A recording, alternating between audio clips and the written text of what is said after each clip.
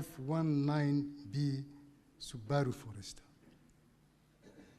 And I can confirm that from Homa Bay, the suspect was driven straight to Central Police Station and nowhere else.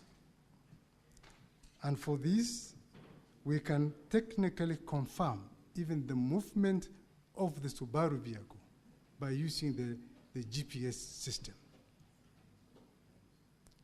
Some members were alluding to the fact that maybe the suspect was taken to DCI headquarters, and nothing can be far from the truth. From Homa Bay, he was taken straight to Central Police Station, where he was booked in the cells. And the actual booking, the digital booking, was done by the report office personnel. That vied OB 136-76-2025 at 21:32. And it says that the suspect was placed in cells while appearing normal. And that was captured digitally. So there's no room for human manipulation. It has further been confirmed that before the booking, the report office personnel called the OCS. And it's unfortunate, this is being said that Talam, Honorable Chair, Honorable Speaker, is the OCS and not the OSPD. That he declined to book. Talam is the officer commanding Central Police Station.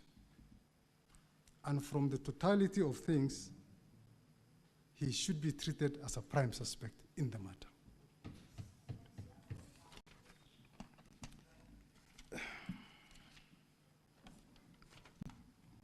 So, a question was raised about the whereabouts of the DCI arresting officers. Honorable Chair, I would like to first state that the fact in issue here is what caused and who caused the death of the late Albert Ojwang. We are not talking about the circumstances that led to his arrest from Bungoma, from Homa Bay, Honorable Chair. The arrest was legitimate and it was lawful. And he was arrested for legitimate reasons in view of the complaint and the subsequent revelations by our investigations. So, we know where the DCI officers are. They are actively on duty, Honorable Speaker. And they are available, if required, by IPOA for interrogation, for interview.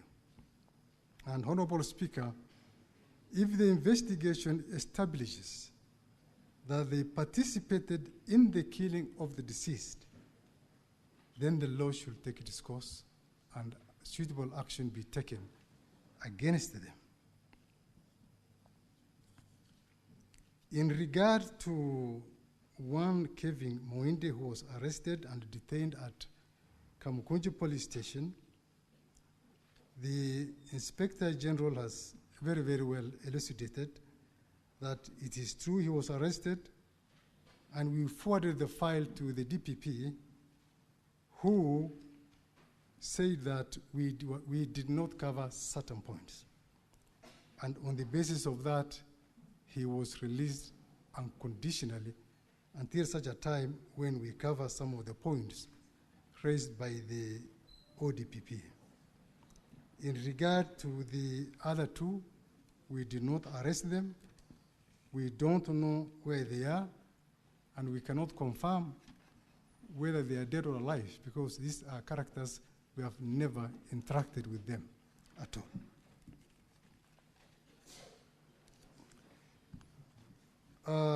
Honorable Speaker, it is true that the ECC confirmed the same day that our officers were in Homa Bay. When we are conducting investigations, Honorable Speaker, we task this division of labor. We give the teams specific tasks. We have the action teams.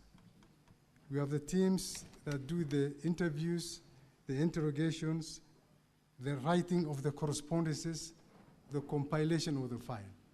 So it is not the same team that collected the correspondence from EACC, the same team that arrested the suspect from Homa Bay. And then finally, there was the aspect of the who deleted the social media account. Honorable Speaker, this issue came after the fact of the murder. And we got this in the social media. And I believe in their investigations, because we are not the ones having the conduct of the investigations. This should be an area that should interest the EPOA team to find out, besides other issues, who actually deleted the social media account and why and when. I think those are issues that can be sufficiently addressed by the EPOA investigations. Otherwise, Honorable Speaker, I want to rest my submission there unless there's any other question. Thank you very much. Thank you, IG. Just before you take your seat, the question as to why the young man was arrested in Homa Bay, not charged in Homa Bay, but transferred all the way to Nairobi, was asked to the IG. His response was that the crime was committed in Nairobi. That was the response of the IG. Some questions was directed to you, DCI, and this was your response, that the crime under the Cyber Crime Act is a crime of a national jurisdiction, meaning it can be tried anywhere. If indeed that is the case, having arrested this young man in Homa Bay with a crime of national jurisdiction, why was he brought to Nairobi?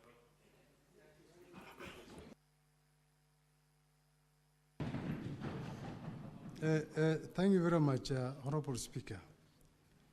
When we are making the decision to determine where to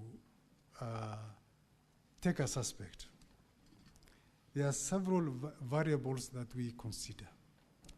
One is the logistics and the investigation convenience. If we say that we take him to a court in Homa Bay, and majority of the witnesses are in Nairobi, the forensic lab evidence is in Nairobi, the complainant is in Nairobi. So because of that, and because of the logistic reasons, that's why sometimes we find it more convenient to have the suspect charged here in Nairobi instead of wasting a lot of resources going to Homa Bay. And that is provided for in our service standing orders, Honorable Speaker. Let's hear IPOA. You may take your seat, DCI.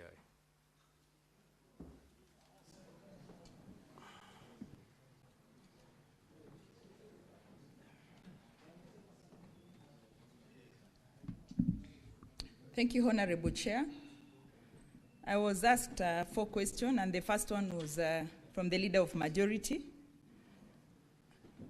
on the status of the young man as he left Homa Bay to Nairobi.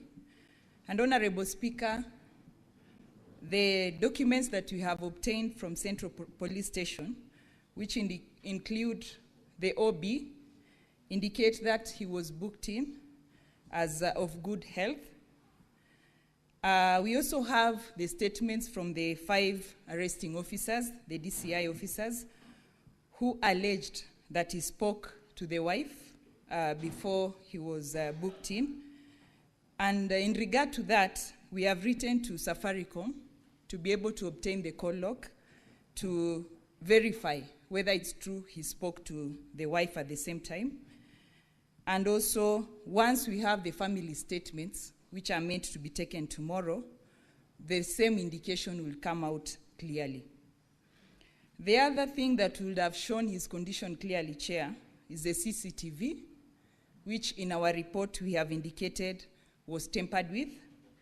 And from the forensic report, the forensic experts that we have at the authority, it's very clear that the CCTV was working, because the first thing the forensic expert and the investigating officer noted when they got into Central Police was that the power was not connected to the power cable of the CCTV was not connected to the socket. But on connecting it, the CCTV came back. But on trying to review the previous day's events, there was nothing. So it is very clear that the CCTV was tampered with, and we have referred the same to an expert to be able to retrieve the data. And on whether the retrieval will be successful will depend on if it was the hard disk that was removed or was just it was just erased. So we are waiting for that, Honorable Speaker. There was also a question on the police stations which have CCTV. On the judgment of one Judge Ogola, he gave recommendations to us and also to the IG on the importance of having CCTVs at the cells, and we are pursuing that. And there was also a recommendation from, I think, LSK on the same. So we are pursuing that, and we have also done inspections and written recommendations to the IG on that. And I want to commend the IG because during his interrogation for the job, he spoke of the importance of having officers having body cams as they do their work. This would also be an avenue where we would have seen what really transpired. So I believe these are some of the reviews and some of the reforms that you would want to see NPS taking up. The other question was on the officers who are interdicted, what we are doing about them as an authority. And I had indicated in my report that the 6 officers were to report today for statement writing at the authority headquarters. And during lunchtime, I've confirmed they have reported and their statements were being taken. 8 of them, including the OCS, had already taken the statements. So of the 6, the authority saw 9 more, 11 more being persons of interest, who are officers who are also around in the Central Police Station, and they'll also be taken in for for statement writing. There was also a question on how long we think as an authority we can give the same case to ODPP for prosecution. Honorable Speaker, with deliberation with my team, our legal team and our investigators, if you're given less than 10 days, we'll be able to have all the reports ready, given that we have around 4 or 5 things that we need to conclude. And Honorable Chair, we had given, we had a bill in front of this House through JILAC, that is Honorable Sigei's committee, on powers to arrest and prosecute. There was a question on why the officers have not been arrested. So these are still powers that we are seeking as an authority, because if given these powers, we'll be able to arrest and also prosecute. Immediately we are done with our investigation. And Honorable Speaker, we are committed. As the CS said, nobody is above the law. Our act as IPOA gives us mandate and powers to summon anyone, including the IG, for statement taking. Thank you, Honorable Speaker. Let us hear from the National Police Service Commission. Let him say for the record. Thank you, Speaker. There is more need to try and pool resources. There is more need to try and pool resources so that these trainings can be facilitated. And finally, that we are in discussions. It's the National Police Service Commissions which approves the curriculum, and therefore with all the other stakeholders, once it is developed, then it is the mandate of the Commission to approve that curriculum if there are new changes. Thank you. Thank you, Speaker. Thank you. Now, once Senator Sige, you have the floor, you will seek that and ask your question, because you are doing the second round of questions. Now, honorable senators, if you can be direct to the questions, we'll save a lot of time. I am persuaded to put a time within which to ask your question. So within a maximum of 3 minutes. A maximum of 3 minutes. If you want to make a speech, you'll need 5. But if you need to ask clarification, 3 should be enough. Senator Ali Roba.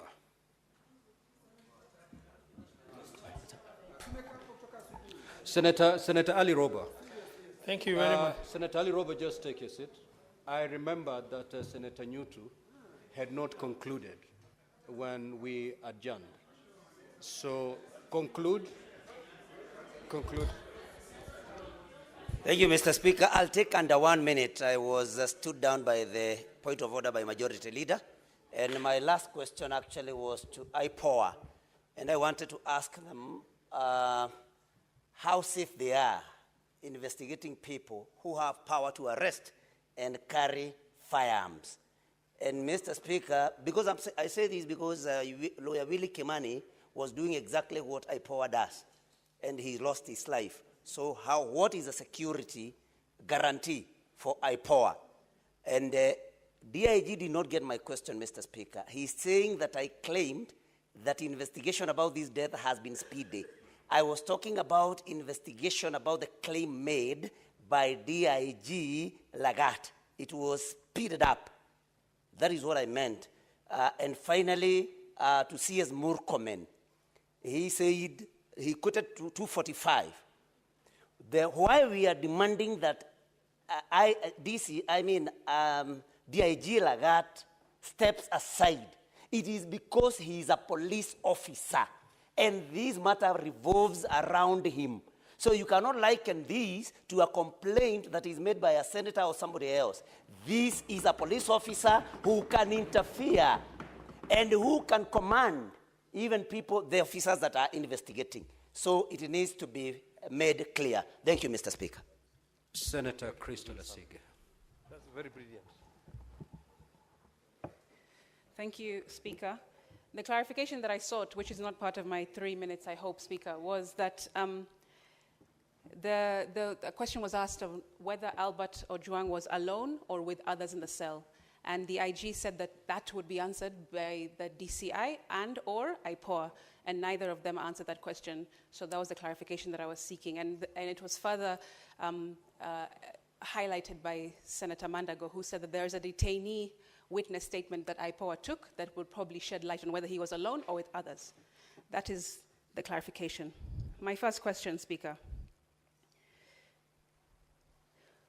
Who issued, this is to DCI, who issued the orders for Albert to be driven from Homa Bay all the way to Nairobi?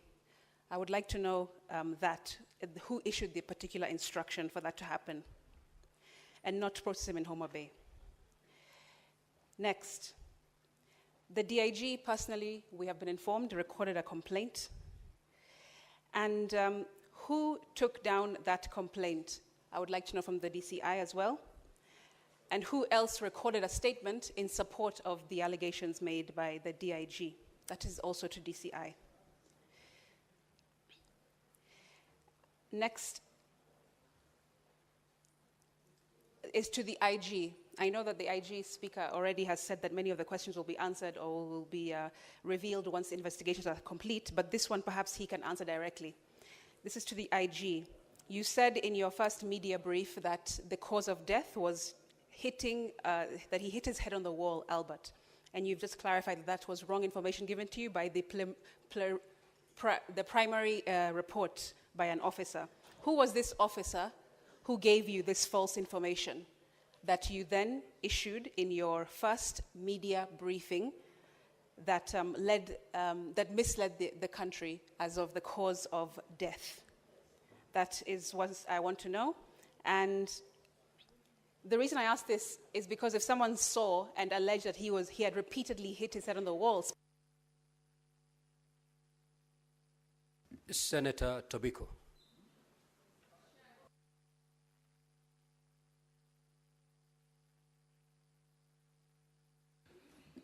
Okay, Senator Asige, don't worry, I'll take care of that. Just have your seat. Senator Tobiko. Thank you, Mr. Speaker. Mr. Speaker, I'll be very brief because a number of questions that I had have already been answered in the process. Mr. Speaker, because the DCI said the crime was perpetrated in Nairobi, that's why the suspect was brought to Nairobi. Yet cybercrime, social media, including X-Space, is not necessarily domiciled in Nairobi. It is still baffles Mr. Speaker why the suspect was brought to Nairobi.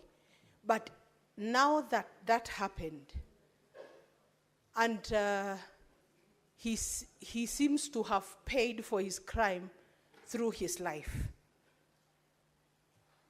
What then, Mr. Speaker, will be the recourse for a murder of this young man who has been murdered by the police?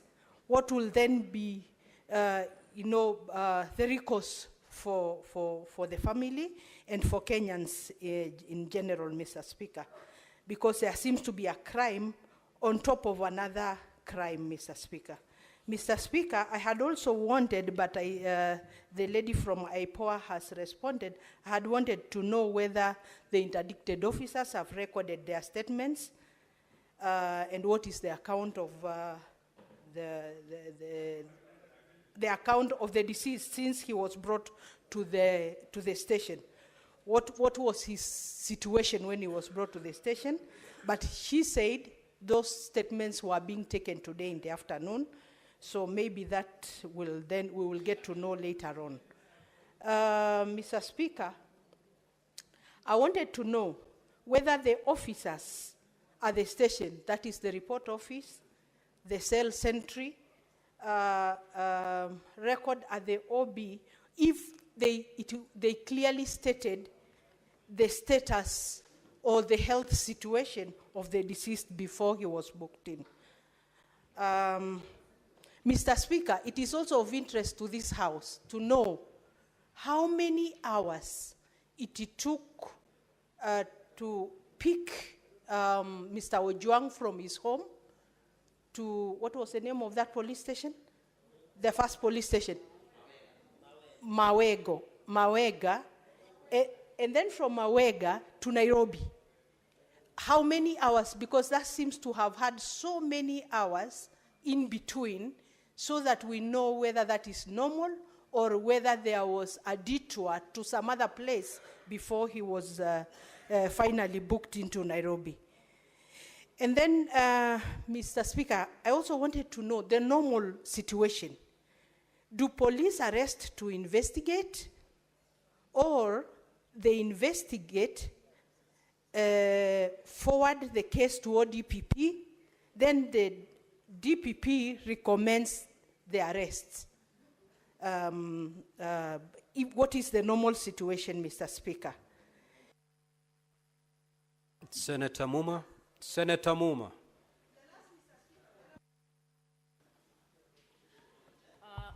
Thank you, Speaker. I'll be very quick. First, policy questions to the CS. CS, whatever you might call law or policy in Kenya, it would seem it doesn't work for police excesses. But in your speech, you seem to suggest that currently we are out of the woods on matters police excesses. I would want to ask, do you have any policy review proposals around issues of abductions and extrajudicial killings? Secondly, what is your view about commissions of inquiry and inquests as tools that would be used to investigate police excesses? Finally, for you, does the police have any curriculum on human rights approaches to service delivery? CS, that is different from human rights. Human rights approaches is about how you apply human rights in service delivery. For the IG, DCI, IPOA, severally and together, first, the offense of publication. Why did you not, or why do you not consider inviting the person you think has offended to come to the police station for you to ask them questions? Why do you need to deploy a whole vehicle, and you're complaining about resources, all the way to arrest one person? Secondly, IG, it will be good for you to confirm that what your communication director issued, I don't think it's reached even 2 minutes, please. What your communication director issued is actually, I want you to confirm again that it was a false statement that he issued. Thirdly, does IPOA have an independent forensic lab where you're going to carry your... Senator Kinyua. Asanti, Bwana Speaker. Swali langu ni kwa DIG Kanja. Ninauliza ya kwamba kwa sababu walipomfikisha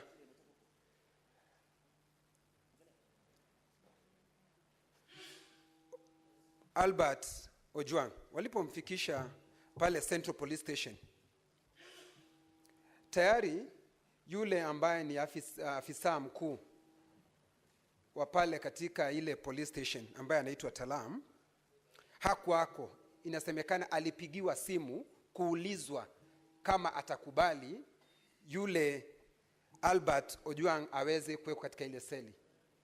Ni utaratibu wa katika polisi zetu, yeye afisa ambaye anasimamia station awe akiulizwa kama mtu yoyote ambaye analetwa katika police station awekwe ndani au la. Hilo ndi swali langu la kwanza. Swali la pili, ya kwamba hawa maafisa ambao walikuwa pale ikiwemo Talam tayari wamesimamishwa kazi. Na Talam hakuwa katika, yeye makosa yake ni kuwa yeye ndiye afisa mkuu katika ile police station ya Central. Tutafika mwisho wapi kuwasimamisha watu kazi, kwa sababu kulingana na mwendo huo afisa mkuu wa polisi wa Nairobi, kwa sababu ako na mamlaka, anapaswa kusimamishwa kazi. Siye huyo peke yake, afisa mkuu wa polisi katika Jamhuri ya Kenya anapaswa kusimamishwa kazi. Kabla tufike hapo,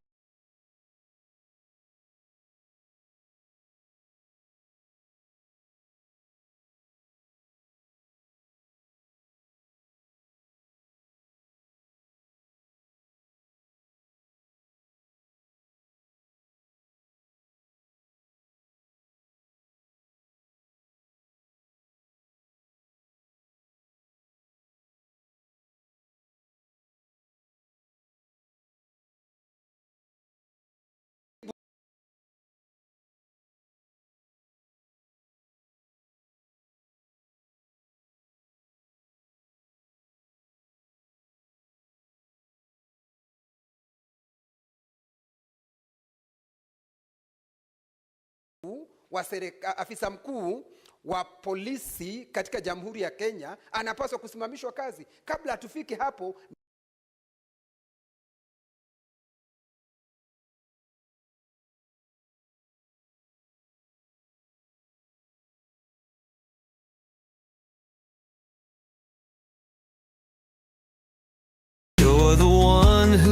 my way, the light that never fades.